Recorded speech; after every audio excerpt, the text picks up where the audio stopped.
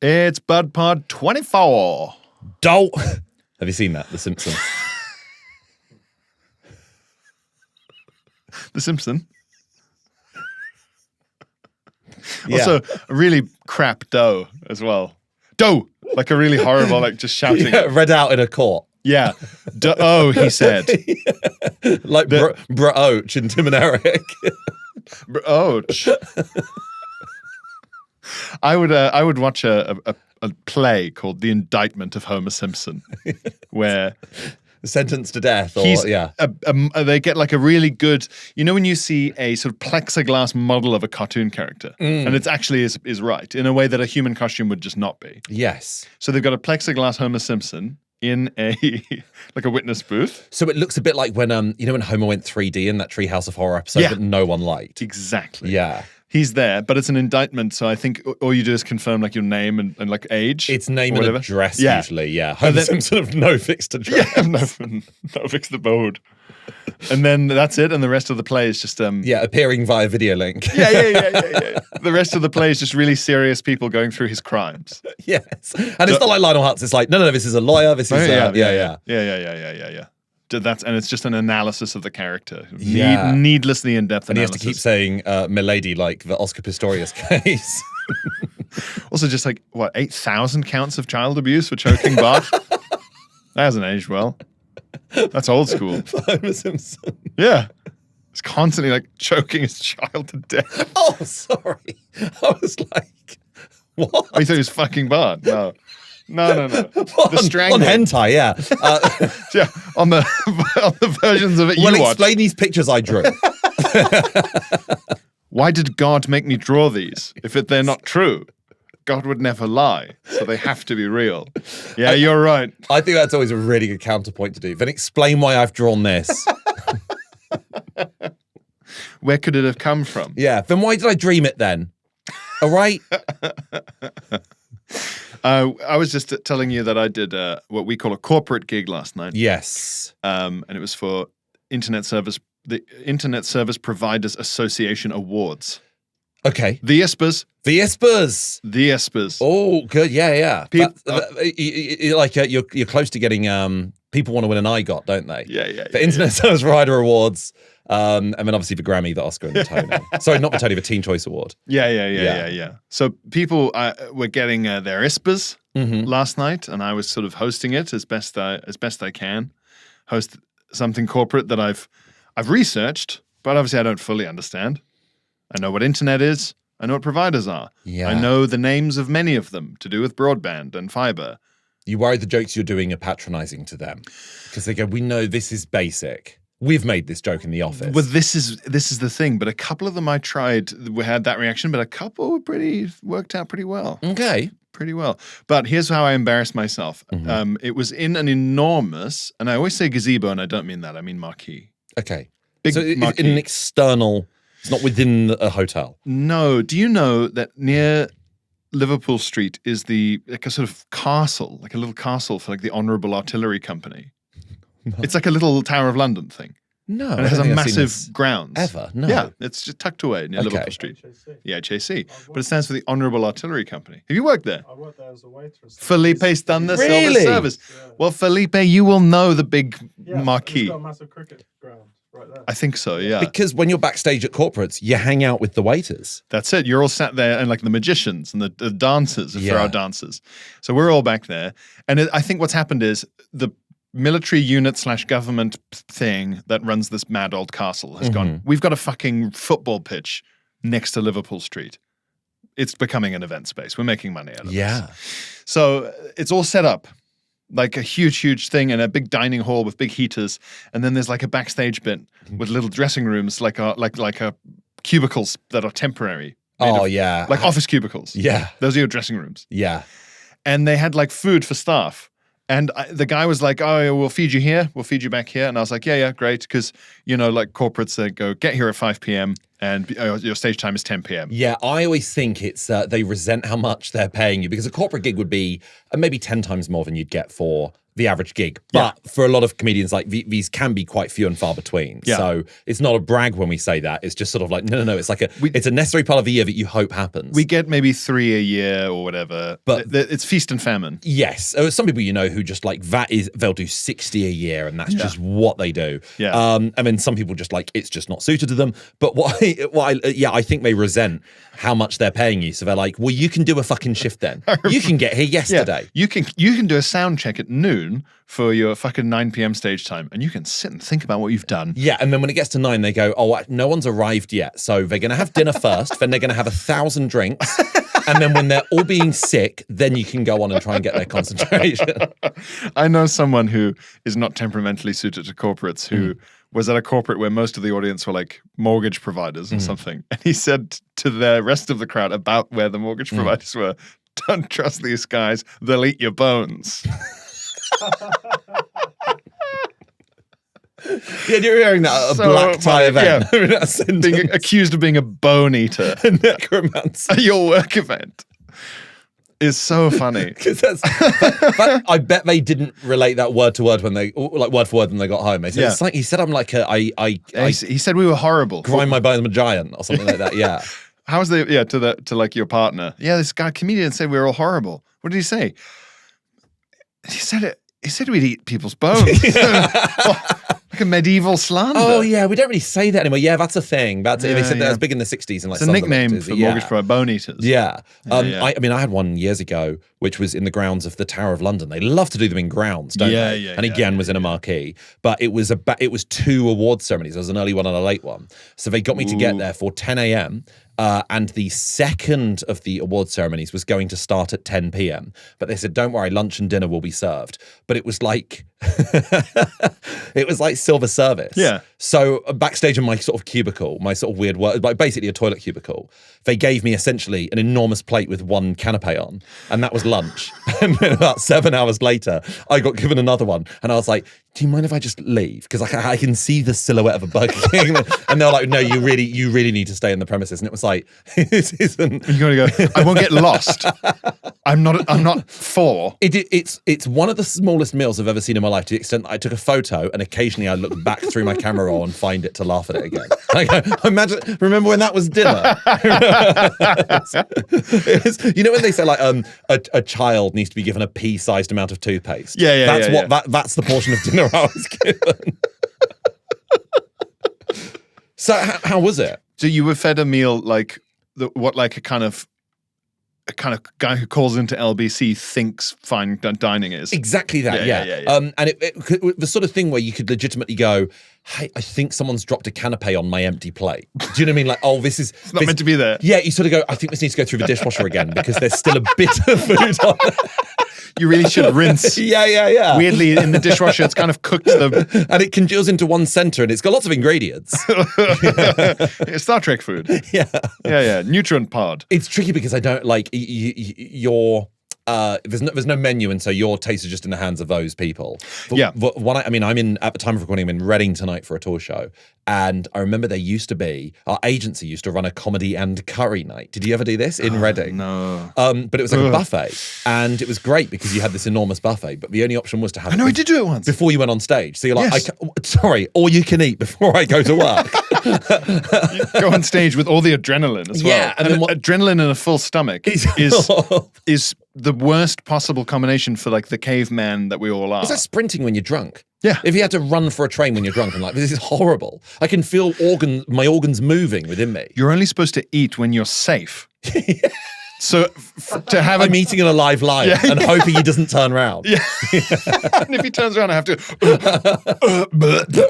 like sprint, burping and like sloshing. Yeah. Horrible. And so this comedy and curry night, the staff rightfully agreed after a few months of this night running of it's unprofessional when the comedians go out to get curry alongside the audience because it does look bad. Yeah, especially if they know who you are at all or they know you from the poster. Yeah, and so one time they said we'll get your stuff for you what would you like? And I was like, when it comes to Indian food, I was like, I'm easy. I trust your judgment. I'd obviously love a plate piled high because this is free. And she came back about 10 minutes later, this sort of front of house person, and she went, so I've taken a bit of a risk and I've experimented. And it was like, don't do that. Don't do that. And it was a plate of chicken wings and sweet yogurt, like a dessert yogurt, just on the same, like coated on the chicken wings. And she just had to be this. And it was like, have I said something? Sorry, did I cunt you off? It was like a desperate, like in a cartoon where they like, oh, what can we make tonight? And they open up the fridge and there's like, yeah. There's a satsuma and some beef and then some frosties in the fridge. And they go, I guess I'll cook these. That annoying Lion Eggs advert. Do you remember that? Yeah. What have we got in the fridge? And the camera was in the fridge. And the little kid was like, frittata. Yeah, exactly. Yeah. Pepper. Such a fucking pre-Deliveroo advert. Yeah. You go, what's in the fridge? You go, Domino's pizza, probably. A phone from number. my phone. Yeah. A phone is in the fridge. Yes. The internet. Yeah. The internet is in the fridge. Yeah. I did the opposite thing. So Okay. I will say about the Espers.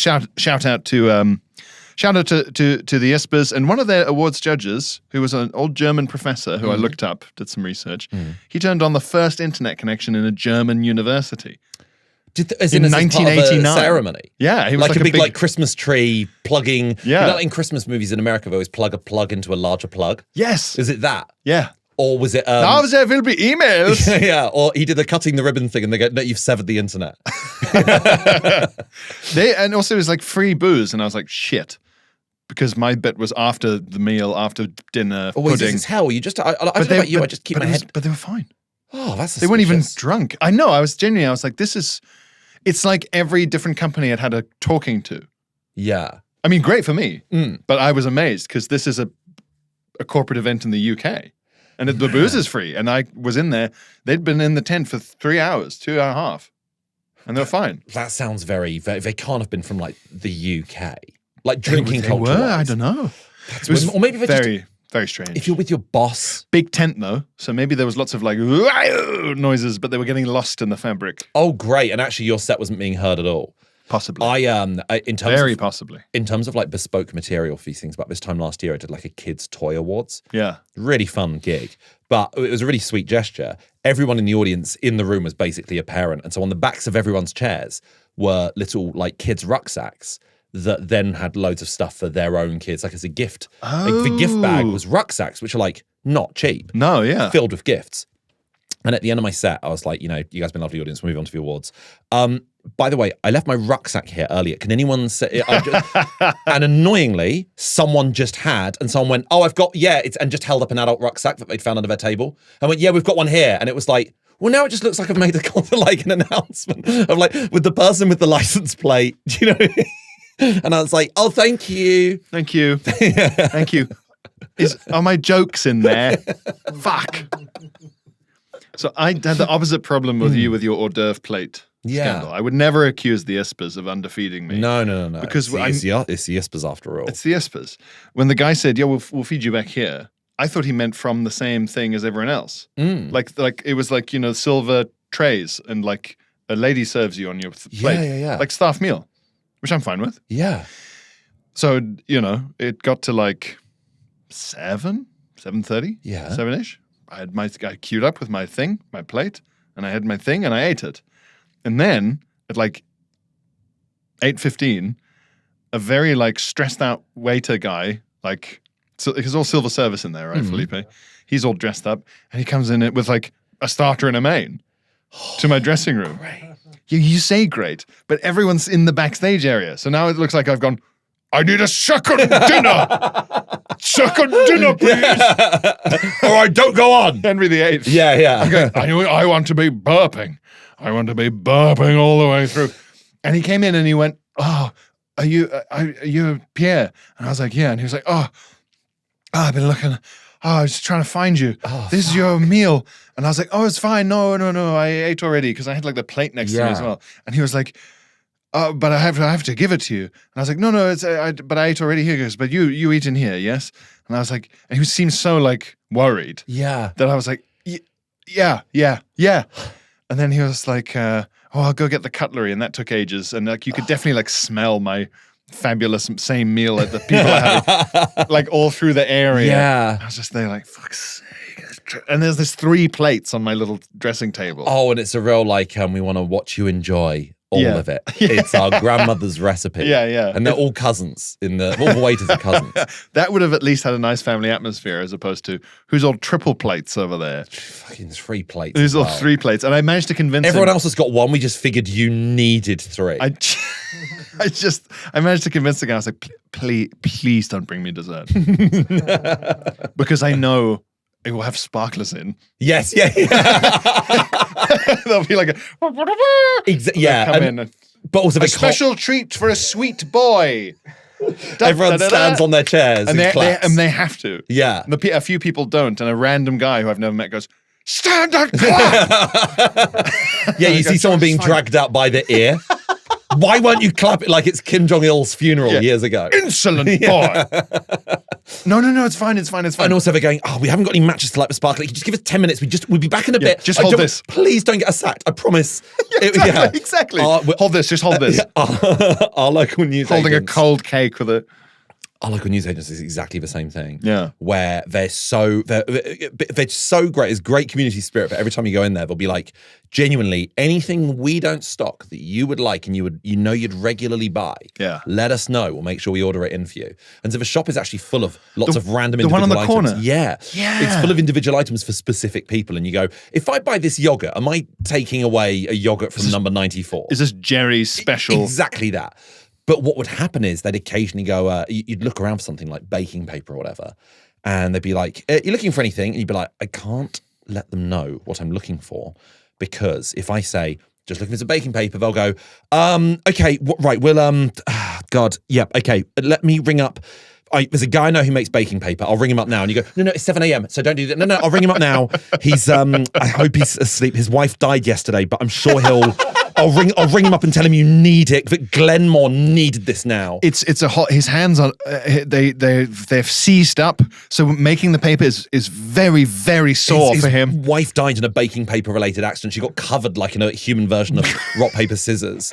And she got baked on. Yeah, she got baked to death. Yeah, he hasn't slept in weeks, and I know last night was the first night he was looking forward to getting a good night's sleep. But we can wake him up. We'll wake him up. Yeah, it's okay for you. If you need it. Yeah, that much. And you do. Because you just said, didn't you? You just said that you were looking for it. I hate that shit. It's awful. It's awful. The horror, the fear in this guy's eyes that I wouldn't let him give me 2 more dinners or whatever the fuck. And I'm trying to eat less, and it was like being Homer Simpson or in a cartoon or something. Yeah, because if you say no, you go, "Why did I just kill this chicken?" And you go, "Well, then everyone will see me taking full plates back to the kitchen, and they'll want to know what's happened." Yeah, chef says you sent it back, so we sacked the chef. Yeah, no. Yeah, and me. The chef got sacked because you said you were full up and you sent your food back. You sent your food back, so we're gonna have to burn this marquee down with everyone inside. It's like, no, fine, yum, you know. Yeah. But look, that's why we do these events. We do it out of the kindness of our heart and not for money. You're not getting paid tonight, are you, sir? We're just here to celebrate these fine people who bring us all the internet. We do it for the love of the internet. Do you not do it for the love of the... We assume you do as well. You do use the internet, don't you, sir? You're certainly on it. Aren't you? An awful lot. I saw you Googling pictures of Susan Sarandon earlier. I know you used it. Yeah, all right. You got me. See when it was a joke I didn't do, which was I wanted to do a thing of like, I love your work. I use the internet almost every day. Because it's such a stupid thing to say. And I just thought, I think that's too stupid. Almost is so funny. Yeah, almost every day. Oh, another jingle. Great. And I've got a song from a listener. Okay. Well, we'll save your song from a listener for the Patreon. I'll do my jingle now. It's a thoroughly good song. Okay. Let me just listen to it again. I recorded it, so I make sure I get it right. So it's Leon? Yeah. So it's like McDonald's went to private school. Leon. That would play as you see like their latticed chips, like falling and bouncing out of a container that is essentially a McDonald's fries container. Moroccan meatballs just thumping into the ground. Yeah, thumping. Like they've leapt off the top of a skyscraper. Yeah. Someone snapping a wrap in half. That kind of thing. Yeah. Lettuce flying. The issue with Leon is it's just not fun enough for the locations it's in. Do you know what I mean? I just think it's sort of like, I don't think anyone's like, should we be naughty? Should we get some brown rice? Yeah. Should we get loads of rice? Should we get brown rice in a container that an iPhone comes in? Or like a kind of an Amazon package? Yeah. Oh, I quite fancy chips and orange juice. With Korean hot mayo. Yeah. No. I want a San Pellegrino, sharp, acidic lemon with Korean mayonnaise and chips. That's what I would like. Yeah. It's such an odd flavor combo. I want it to feel like someone's stabbing my teeth. I want all the biggest flavors and potato alternating. Yeah. Yeah. I don't know. I think I like the weirdly healthy chicken burgers. Those are good. Oh, I've never had a burger from there, and I probably should. That's the main Again, event. in my head, opinion. I'm like, if it's a burger, I'm like, we'll go in for a penny and for a pound. I'm at Euston Station. Burger King's right there. But second mention of Burger King today. I don't know what's happened. It's what do they do? There's something they do to the meat that makes it gives me a headache. I don't know what Burger it is. King, Yeah. I think it's the cheese. Yeah. I don't think it's the meat. I think it's the cheese. It's very saucy burgers as well. My issue with McDonald's is a lot of it They tastes are quite saucy. dry. They're really wet burgers. And I think that's a good thing. But the extra large bacon double cheeseburger, for instance. They're wet burgers. Look, and I think that's a good thing. The XLDCB is Sure. I didn't get that right. I don't think it's the meat itself, because the meat is like seared into oblivion. It's freeze dried and then seared. It's been scraped off tinfoil. You know it has. It's it's on a blackened griddle. But I'm into it. But then what happens is Burger King's like, it's like £15. But this insane. is it. But this is it. It's almost like you could go. You sort of think I could have like a pasta dish at a restaurant and a side for this. Exactly that. Whereas McDonald's, you can have no complaints because it's so astonishingly cheap. But here's the thing. Every time I go to Burger King, and this is a UK thing, McDonald's is dry. Although they can fix it if they want to, because I went to McDonald's in Melbourne when I was in Australia, and they were like the juiciest, least dry burgers ever. They actually had grease drip, like a burger from a restaurant, in McDonald's. Oh, that's not right. I know. But I was just that's like, good, but why is it good? Why is that happening? Trust that it's good. Why is that happening in Australia and not where I'm from? And to be fair, sometimes if you get a really fresh one from McDonald's here, it achieves that level of perfection. I don't trust it. It's like when a friend of mine in halls at uni, this is in a really old halls of residence that ended up closing halfway through his first year, and then opened up a newer one. He said once him and his housemates woke up and there was just this remarkable smell of fish and chips. Just amazing. And they followed it like a cartoon character would like be on a meat wind going towards a pork chop. And they just followed this fish and chip smell, being like, who's got fish and chips? And the smell led them directly into a toilet.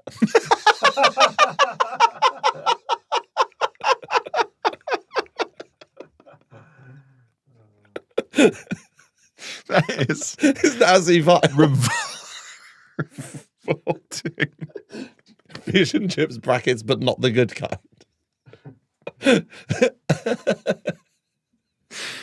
So Toilet paper is just tomorrow's fish and chips wrapping. I don't like the idea of poos having to be wrapped. That's not nice at all. Like a swaddled. That's it's so funny to me, the idea of three adults being like titillated and lured hungrily to a toilet is so horrible. Yes, yeah. It's like a Looney Tunes character. That's what they do.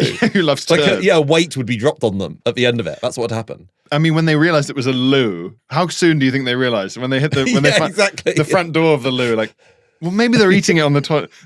Go in a bit more. You still have to look. Look, we have to open the cubicle door. It's like in a horror film. This is where the singing is coming from. We have to open it and see if there's a little boy, if there's a little ghost boy. Yeah. Imagine the relief if they opened the cubicle door and there's steaming fresh fish and chips wrapped up on the seat. Yeah. Oh, thank It's a God. whole few. We were all nearly sick in the head. Yeah, but what's this ritual? What's this shrine going on here? And there's like loads of framed pictures of a boy and candles, but then fish and chips on a toilet, and you go, What There's happened a here? childish drawing of Poseidon.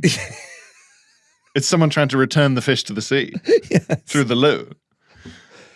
This talk of McDonald's has reminded me I dreamt an incoherent joke about McDonald's the other day. Oh, I woke FM. Up, it's an absolute child FM. Yeah. People think it's really the worst thing is I woke up being like, I must write this down. And then I read it back like in the morning and was like, oh, for fuck's sake. It was people think it's weird that I dip my McDonald's chips in milkshake. But just wait till you hear how weird my favorite milkshake flavor is. Ketchup. I dreamt I was saying that on stage. Well, what happened in the dream? I Applause. was saying it's like an empty, as like a part of a sound check, I think. Oh. And then I woke up and it happened like ages previously in the dream, but I was like, I must write down that because it's so close.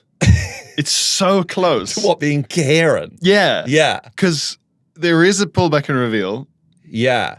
Because you're saying, you think that's weird. Well, this is even weirder, but it makes the first bit normal. You'd have to... Because you're dipping your chips in ketchup and that's normal. The idea of a ketchup milkshake is revolting. Like the idea of just filling up one of those big McDonald's cups with ketchup. But with essentially passata, right, is what you're doing. Yes, yeah, yeah. Oh. You'd have to rewrite it as like, people think it's weird I dip my McDonald's fries in milkshake. But to be fair, my favorite flavor of milkshake is ketchup. Yeah, maybe it's that. That could kind of... Yeah. But it is like returning to normality, which is hard. Yeah. I had a McDonald's... But I mean, like, it's so close to not being child FM. You go, I'm like, well, if that's unconscious, then that's okay. It's forgivable. I had a line in a radio series years ago that really upset people. That was that McDonald's has got 4 milkshake flavors because it's strawberry, vanilla, banana, chocolate, and that's one for each of Ronald's udders.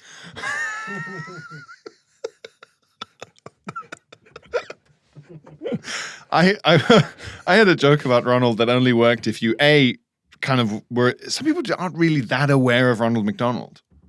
What do you mean? Like, because he's been so dormant, like Pennywise, or like King Arthur. Yeah, he's sleeping under a big McDonald's franchise somewhere in Middle America. Yeah, and then every like 27 years he comes back. Yeah, he rehatches. Yeah, his barrow there to lie. So. Just Grimace being walled in with him to serve him in the afterlife. Yeah, hanging upside down. Yeah, his Transylvanian castle. Would you like McDonald's? We're not stopping again until we get there. This is your last chance. Some people aren't that aware of Ronald McDonald. He's not as front of mind, to use some business speak, as he is for us. Yeah, and even then he wasn't really in adverts when we were kids, I don't remember. Yeah. I think there would be images of him, effigies in restaurants, every now murals. It would be like in the Soviet Union, like, God, they missed a couple of Trotsky statues. Wow. Yeah. But so in lockdown, they tore down a lot of Ronald McDonald statues, didn't they? Because it's slave trade. In Bristol, he just went right into the to the river. Yeah, it's immoral. Yeah. It's a moral business model. And so my joke was basically just saying, like, where's Ronald? Do you think he's like Brezhnev, like he died years ago, but like McDonald's can't afford to admit it, and that's why you only ever see Ronald once a year on that balcony waving to all those delivery vans and trucks, and then I would mime like a dead Ronald going like waving like this rotting Soviet dictator. It would be absolute. It would be destruction for the McDonald's Corporation if they admitted that Ronald McDonald had been killed in action. Or had been died in bed with his mistress. When he was supposed to be cooking burgers or something. And also, I just like the idea of a massive Soviet-style military parade, but it's all like grimaces and hamburglers and things like that. And he's this horrible dead clown being like dragged inside by minders. Only people who knew who Brezhnev ever was liked him. I think that's the bigger issue than the Ronald McDonald thing. Massive bottleneck. Yeah. Massive bottleneck. Yeah. Really people terrible. already into the lore of McDonald's, but also Brezhnev. Yeah. There's a particular person there, and I'm always trying to find them. If you're out there, you're one of mine. Yeah. We should do some VIPCO. Let's do some, or just regular. Oh, sorry, yeah, regular co. We saved the VIPCO for the VIPs. Yeah, do sign up to the Patreon because you get an extra episode every single week. And if you sign up to the extra tier of the Patreon, then once a month, you get a movie watch along. Yes. Our Silence of the Lambs one is out now. If you want to watch Silence of the Lambs with us talking all over it, Yeah. But if on that first tier of the Patreon, you also get George Pod every month as well with George Fouracres. Yeah, it's true. So you get a George Pod once a month, a free episode once a week, and on the middle tier you get the watch along, which has gone down well. People have enjoyed it. Good feedback. Good feedback. I don't know that because I'm not part of that tier. Well, you can't see it. Really? That doesn't make any sense. I didn't know how to ask, and decided to do it in the most public forum imaginable. Thank you, Felipe. That's really funny.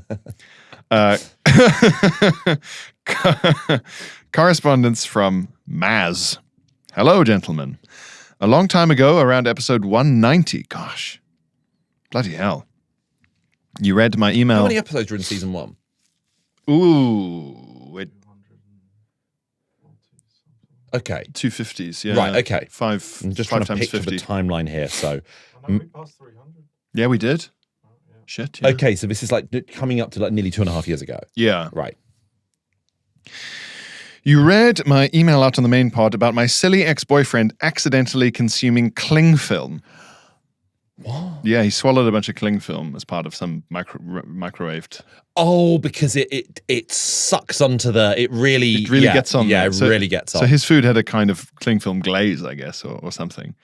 Yeah, I did this. I like once in lockdown, Katie and I had this sort of like breaded haddock. It was a really lovely dish, but I said to we got it from one of those like Groucho boxes, whatever they're called. The Groucho box. Groucho box. Yeah, it comes with like glasses and a nose and a mustache and eyebrows. Yeah. And it's a lot funnier than the other brother meals. You get a little cigar. Yeah. But I was like, I remember saying vividly, I was like, this tastes really, no offense to you, this tastes really papery. And then we got to the end and realized that we went back and took the packaging out the bin where both haddock fillets had been, and there was one bit of paper. And it was like, oh, I've eaten paper attached to a hat. I've eaten fishy paper. Yeah, I've eaten fish paper, yeah. Fucking hell, man.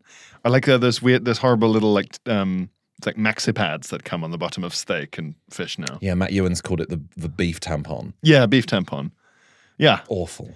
Never pleasant to accidentally find one of those. No. Too late in the pan. Too late in the Yeah. pan. You've been frying whatever they're made Oh, from. no, he can't do the job. He's too late in the pan. Always too late in the pan for that, I'm afraid. My silly ex-boyfriend accidentally consuming cling film only for it to scare him half to death as it emerged the next day. Oh, like a horrid balloon. Oh, no. Yeah. Yeah, like evidence. Yuck. That's really bad. Oh, yeah. That's a dreadful, like, dirt condom. Or like having to pull out a popped balloon out of yourself. Jesus Christ. Yeah, that's what it must be like when heroin explodes in someone's stomach, you know? Yeah. And then, like, you go, well, the rest of it's going to, God, that's awful. Yeah. Okay. That plus being dead, I guess. Yeah, that's that. I happened to be at Pierre's excellent gig a couple of weeks later and got to meet him and Phil in the bar afterwards. Thank you for being lovely and having a little chat while my slightly embarrassed husband looked on. No worries. Still loving the new podcast and new dad, Glenn. Oh, thank you. I come to you today with a tale of autism that I hope you will enjoy. I'll sit this one out. Glenn hates these. My older brother and I are in our late 40s. Our little brother is much younger and is autistic. Being of South Asian descent, when my older brother and I approached our mid-20s, our mother became obsessed with getting us married off. This involved many embarrassing activities. Mixer events full of equally mortified young people. That's tough, Oh, hey? like parentally organized as well. Yeah. A friend of mine... Get in there, make friends. A friend of mine in uni, Make wives. He just had constant weddings, like big family weddings after uni, and at each one, mums would introduce him to their daughters, and he was like, "I've dated everyone in my town, like literally everyone in my town now." Like, it's been on one date. That's mad. Yeah, That's mad. it's absolutely bonkers. It's so like 1850s Connecticut or something. It's very stressful. Visits to a manky office run by an auntie. You know, an auntie, like, not a literal auntie, an auntie, where you rifle through a ring binder full of plastic punch pockets containing profiles of potential suitors, like an assassin. Age, height, career. 47. This next target looks rather sexy. Just, black and white photos of them getting into their car. Yeah. You want to marry him? Yeah, these have all been taken from quite a distance of him kissing someone else who isn't his wife. Blind, often surprise setups. That's malicious. That's oh man. You thought you had this cubicle to yourself. Meet John. Meet John. He's single too. Let me tell you about one such setup. With each year that passed, my mother was becoming increasingly deranged in her attempts to get us paired off. One afternoon, us older siblings met her at home for lunch. Our younger brother was around 10 years old then. We were unexpectedly joined by an older woman we'd never met before. Okay. And her 20-something daughter. So just people have suddenly appeared at this home. I later learned that my mother had met them in a supermarket that morning. Fuck. That's crazy. Yeah. That's crazy for a mum to meet another mum in the supermarket and to say to the mum, can you do like 1 p.m.? Can they, if we do that, they can get the last orders at the church at 4 p.m. for a marriage. That's when they ring the bell. Yeah. Just imagine that, and two mums going, wow, so nice to meet you. Imagine if our children had met this spontaneously. Let's make them. Yeah. Let's make them do that.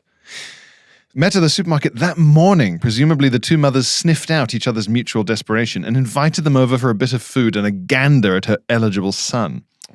During the awkward meal that followed, my older brother was visibly annoyed by the sneak attack. He ate, made his excuses, and left, while the rest of us ended up in the living room with cups of tea and emergency guest cake. And if things weren't weird enough, halfway through her tea, the older woman proudly announced that her daughter could sing. Oh my God. She can sing, you know. This is a woman who's in her 20s, the daughter. I hate this as well. so much. Yep. This is awful. Surely, I thought, no young woman would just burst into song in a stranger's living room. I was wrong. Oh my God. We were treated to a clumsy a cappella rendition of Whitney Houston's I Have Nothing. This is like some Soviet match-up. Because also, the implication is here that daughter is just as keen. Yeah. Yeah. And she's there going, ah, da, da, da, da. She's really like jazz hands. I can sing, I can dance, I can laugh. She's giving it. Why is that a lyric? She's giving it the old razzle dazzle. Yeah. There's a little top hat. Fucking hell. My deep, deep secondhand embarrassment. I think this counts as firsthand embarrassment. You're in there, you know? Growing every time she started a new verse. The relief was sadly temporary when she stopped a few moments later, because she decided to warble out a Bollywood number. I didn't know where to look. My mum was obviously baffled, but smiled politely, while her mother bopped proudly along. Bopped. So, your mum is there going, Oh my God, this feels like Bunny's daughter in Extras. You know, Yeah. you let down your audience. Yeah. Never let down your audience. It feels like that. My little brother, 10 and as yet undiagnosed, had observed the entire afternoon with fascination. Looking back, I think it must have wreaked havoc with the map of social engagement he had started. Yeah, it's so imperative to talk to him afterwards and go, there is no protocol for whatever that was. That won't or shouldn't ever happen again. Please don't start rehearsing in your head for when you have to do that. Because that's what I would have done. We just go, I guess at some point I'm going to have to either do that or receive that. Yeah. Time to pre-plan my reactions. Trying to put a lot of energy into pre-planning my reactions. Looking back, I think it must have wreaked havoc with the map of social engagement he had started to construct in his young mind. As I sat hoping the musical surprises were done with, he piped up with, I could sing something. No. This is the singing time. Yeah, okay. I did not see this coming. He started out by sort of humming the intro. I recognized it a couple of seconds in, and my stomach fully turned as he took a deep breath and shouted, I want to take you to a gay bar. I want to take you to a gay bar. Yo! I've got something to put in you. At the gay bar, gay bar, gay bar. 10. Just bellowing this in a living room. I can understand that being like a 10-year-old's first single, though. Do you know what I mean? Like the first single I ever had on fucking cassette tape was Chef's Chocolate Salty Balls. Yes. South Park. Oh my God, of course. I completely get it. That was Gay Bar by Electric Six. I think he thought everyone was trying to be funny that afternoon. Yeah. Oh, I can do that badly as well. Just like you did it badly. I'm a silly Billy. Yeah. If this is a fun thing where strangers come to our living room and we all just scream horrible songs at each other in a silly way. I had a colleague years and years and years ago Yeah. who was like, can you sing? And I was like, I just think it would be, like, I just said no. And then she just started singing. She was like, I can. And she started singing. And it was so cacophonous and dreadful. But I wanted to be, at the end, I wanted to be like, well, no, I can as well. Oh. Like, I can do that. Well, then yes. Yeah, it's my turn now. Can you cook? Oh, not really. Well, and then it's like burnt toast. Yeah. Oh, no, I can. Yeah, I can do that. I can make an accident. I can scream. Things wrapped up pretty swiftly after that, and we never heard from them again. You'll be pleased to know we went on to marry lovely people that my mum completely disapproved of. It's okay, she's over it now. KOJI Maz. Maz, that is astounding. What an absolute bullet that 10-year-old brother took, though. You go, I think... Oh, yeah. Thank you. What a hero. You absolute hero. In like making sure that never happened again. This has to end. Yeah. Gay bar. Scream shouting at a 20-year-old woman who's just been singing and her mother, who you've never met either of them. I've got something to put in you. Let's start a war. You remember the video? Yeah, he says Abraham Lincoln on an exercise bike. Yeah, but then like I remember even at the time discussing with friends, like they'd talk about how we should start a nuclear war, and that's or if fine. a radio edit was, whoosh, let's start a whoosh, whoosh. Insane. Yeah, and you go, what are the rules then? So you like, is it in case any little kids listening start a nuclear war? Yeah. At the gay bar. How at the gay bar? But in the video, they're like all those dildos on plinths, and they were like pixelated. Oh yeah, I think I remember that. And then at the end, a train went into a tunnel. Yeah. Yeah, a toy train went into a tunnel. I remember that much, yeah. What a strange, yeah. I should remember it better. I watched it yesterday. I should remember it better. I was Well, watching VH1. Have you ever been made to sing No. on your own? No, we are not a musical family, to put it mildly. So that's never come up. I've had something worse. I think I've been made to do an impression. An impression of someone singing. No, an impression of someone. Oh, that's on the spot. Anything like that on the spot. Do is your impression of so-and-so or awful. something. Yeah. My God, did I ever tell you about the cider advert audition I had to do years ago? No. So I got asked to audition for a cider advert. I was very, very new, and they were It's not the one Tim Key got in the end, is it? No. This was so vastly different because they rang up and said, okay, so the advert is, they've stressed you don't need to be a professional dancer. And I went, right, already I don't want to do this. I don't know, whatever out. this is. Yeah. Pop in the balloon, take me out. The voice chair has gone full 360. Yeah. There's no interest here. And I was like, what do you mean? They're like, no, I've worded that badly. What I mean is, in the advert, you're meant to sort of be moving along a road to a particular rhythm, but there's more to the advert than that. And I was like, okay. And then went, in terms of look, like it's a lumberjack shirt sort of thing, but like, okay, they've stressed you don't need to be Norwegian. But it was like, okay, right, what are all these things? It sounds like I'm not the ideal person for this. It sounds like you want to waste your own time. Yeah, it was really, really strange. And this casting agent at the time was like, I just think it's a really good idea for you to go along to this. And it was at a dance studios in Old Street. So already it was like, well, this is not. Okay. Yeah. So I don't need to be able to dance. And the auditions at a dance studio. They said, wear something you feel comfortable moving around in. So I wore a shirt and jeans because I feel comfortable moving in those, because I walk and I sit down, and that's fine. And I got that is a unusually autistic interpretation from you there. But I think it was just like, I think I was like deliberately cutting on my nose to spite my face, being like, I legally have followed the guidelines of what you've said. For anyone I so don't want to do this. For anyone listening, if you ever get told something you feel comfortable moving around in, you need to be able to adopt a pose where someone could conceivably see your whole gooch. That's what they mean. You need to buy your first ever vest. I hate vests so much. I would never wear one. I turned up to this dance studios, and they're just the most like simultaneously skinny and ripped guys. Who are all in like really baggy tracky bottoms and tight black vests. Dancers. Yeah. They're all dancers. They're doing stretches to get ready to do something even more dramatic than the stretches, and the stretches would kill you. So I'm like, I've been told the advert is a guy leaving his job at the fucking cider factory and he's making his way home, and then music plays and he's sort of moving in a particular rhythm and he says a sentence at the end. And I was like, I guess I'm just reading for the sentence at the end. They say it's time for my turn to go in. I go in, and it's like the audition at the end of Billy Elliot. It's this long walk through a dance hall at the like mirrors on the walls, and at the end is a panel of 3 people looking very serious. And they're sort of like, say your name, your agent, show your hands and all that sort of thing. Yeah. And they get the camera set up and they go, and so get warmed up if you'd like. And I was like, oh, I think I'm okay. And they were like, use the bar if you'd like as well. And they pointed at like a ballet bar that you feel like on. And I'm like, what? Feel free at any point to pull your foot up to your face. We hope you'll do that. I'm like, my heart is fucking pounding because I'm like, what could this be other than the most humiliating situation I've ever been in? And I'm like, I just want to go home. Can I just go? I already know this isn't for me. This is such a bad idea. Can I go home?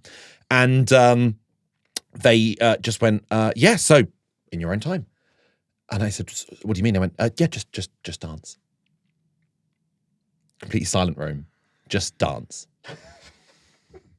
What the Just dance. What the fuck? Just dance. And I like closed my eyes as hard as I possibly could. And I was like, I don't know what my body's doing right now, but I'm just going to move it. There was no music whatsoever. Well, it's just as your fucking office shoes squeaked on the. And they went, can you clap along to the rhythm? Clap along to a rhythm as well. So I'm just. This is just like, but also like, this is hell. They're not even playing the music. No music whatsoever. And I've been in like auditions usually at the end. You get to a new piece and they go, that was great, thank you so much. Complete time wasting fuckers. This is the first time I've ever had an audition end with Glenn, that's, yeah, thank you. Like, please stop. You'd lost yourself in the music. Please stop. It was hell. It was hell. It was so degrading. There's so little respect for the people who have to or do these auditions. They never tell you the right information. They never. But it's so weird. Just dance is one of the scariest sentences I've ever been given. In front of 3 strangers. Is that the worst audition you've done, you think? 1,000,000%, other than the Elton John Rocket Man one we spoke about, where the guy didn't turn the camera on. That one, and then one for Jurassic World years ago, where I was like intrigued afterwards as to who the role did go to, and I watched the movie and the role wasn't in the film anymore. So you go, oh, I was beaten by someone who also wasn't good enough to be in the film. I was beaten. That's how badly I did. I was beaten by footage missing. Yeah. Okay then. Yeah. So that like comfortably, that's my top 3 in terms of bad. Okay. I had to once, the weirdest one I ever had to do, fully like French kiss 2 girls on a couch. For like a coffee advert. Are you sure it was a coffee advert? Absolutely. But I was like... Was the coffee made by you, Porn? I was in a relationship at the time, and I can't remember if it was with Katie, but I did have to come home that day and be like, just to let you know, when I was at the house for 2 hours earlier, I had to kiss 2 people for an advert. A man told me to, so I did it. A man told me to do it, yeah. And also was he filmed so me. strange. But they were just like, are you all comfortable doing it? Like, it was all very like sensitively done, but they were like, just fully go for it. Fuck. It was so weird. That was weird. One I got to hug Ewan, not Ewan. Ewan Blair. No, Ewan is the name of the actor. Big Keith from The Office. Oh. Yeah, the whole audition was us cuddling. Oh. Yeah. Again, are you sure? Again, yeah. Okay. Yeah. Well, we'll talk about this in the bonus pod. We'll get to the bottom of this in the bonus pod. Thank you very much for listening, guys. Do sign up to the Patreon and go see Glenn on tour. Where will people be if they're listening to this on the day it's come out? So this is Wednesday night. You cannot see me in Oxford tonight. That is sold out. I'm sorry. But tomorrow, there might be tickets on the door. On Thursday is Cambridge. At the time of recording, I think we got about 10 returns. So I think at the time of recording, there was 10 tickets left. Saturday, I'm in Leicester, which is sold out. But Sunday, I'm in Birmingham Glee, which I don't think is sold out. Well, there's also sometimes tickets on the door if you are at a loose end in town having a pint anyway. It's in Leicester on Saturday, always worth trying. Yeah. Otherwise, thank you very much, guys. KOJI, and see you next week. Ay carumbo. Ay carumbo is horrible.